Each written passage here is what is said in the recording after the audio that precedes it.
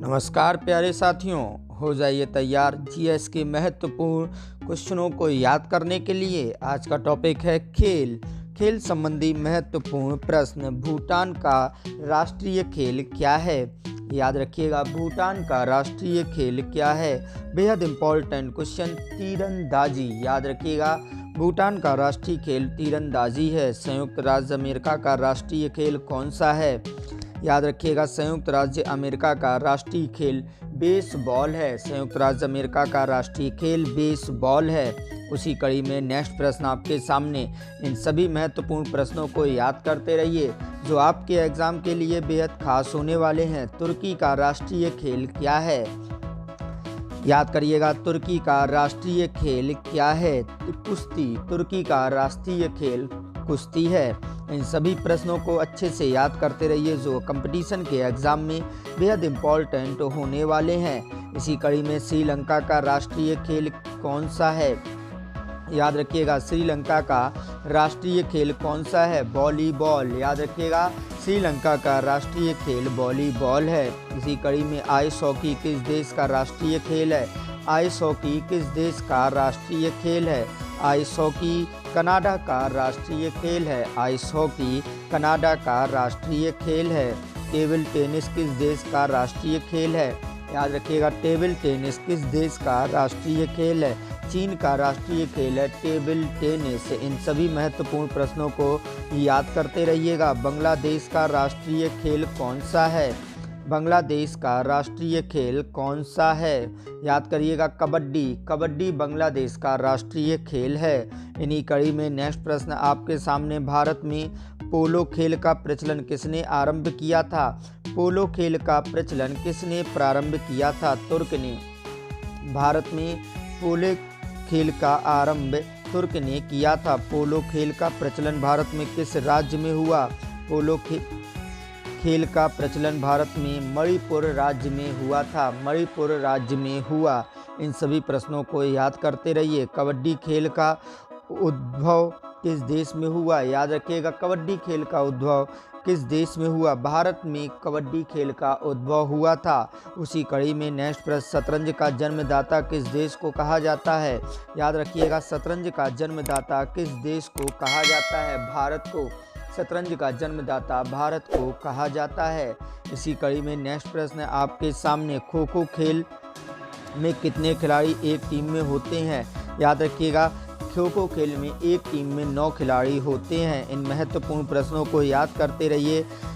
Water polo में एक पक्ष में खिलाड़ियों की संख्या कितनी होती है? वाटर पोलो में एक पक्ष में खिलाड़ियों की संख्या कितनी होती है? 7। याद रखिएगा, वाटर पोलो में एक पक्ष में खिलाड़ियों की संख्या 7 होती है। एक पोलो टीम में कितने खिलाड़ी होते हैं? तो याद रखिए, एक पोलो टीम में कितने खिलाड़ी होते हैं? 7। एक पोलो टीम में 7 खिलाड़ी होते हैं।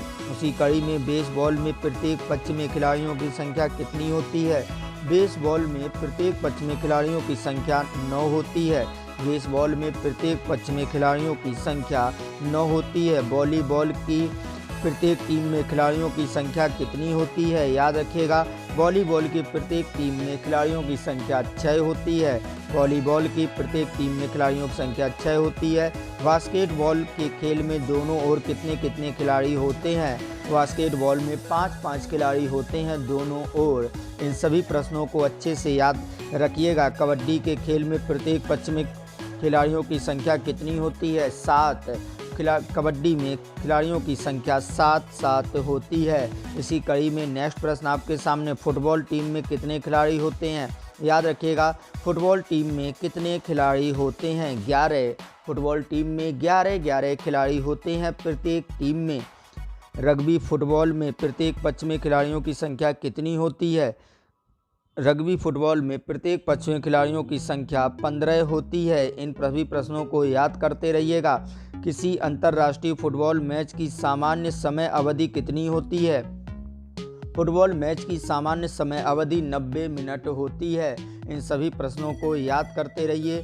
किसी अंतर्राष्ट्रीय हॉकी मैच की सामान्य समय अवधि कितनी होती है? फुटबॉल हॉकी मैच की सामान्य समय अवधि 60 मिनट की होती है। इसी कड़ी में आपके सामने नेक्स्ट प्रश्न आता हुआ, कबड्डी की पुरुष स्पर्धा में कितने मिनट का एक हाफ होता है? कबड्डी की पुरुष स्पर्धा में कितने मिनट का एक हाफ होता है? 20 मिनट का। याद रखिएगा, एक हाफ 20 मिनट का होता है।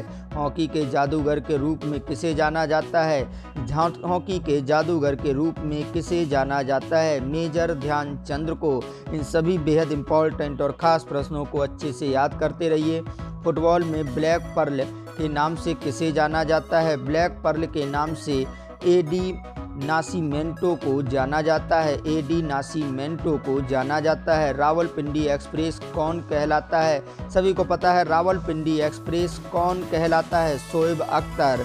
शोएब अख्तर को रावलपिंडी एक्सप्रेस कहा जाता है। इसी कड़ी में नेक्स्ट प्रश्न, ग्रेट ब्लेयर उपनाम से कौन अंतर्राष्ट्रीय क्रिकेट एम्पायर जाना जाता है? Steve Bucknor. स्टीव बकनर को ग्रेट ब्लेयर के नाम से जाना जाता है। उसी कड़ी में लिटिल मास्टर के नाम से किस भारतीय खिलाड़ी को जाना जाता है? लिटिल मास्टर के नाम से किस खिलाड़ी को जाना जाता है? सुनील गावस्कर को जाना जाता है लिटिल मास्टर के नाम से। इन सभी प्रश्नों को याद रखिएगा। टर्मिनेटर के नाम से किसे जाना जाता है? बेहद इंपॉर्टेंट और खास क्वेश्चन, हरभजन सिंह को जाना जाता है टर्मिनेटर के नाम से। इन सभी प्रश्नों को याद करते रहिए और इनका ऑनलाइन टेस्ट कल संकल्प परिवार ऐप में अवश्य दें। आप सभी लोगों का बहुत बहुत धन्यवाद।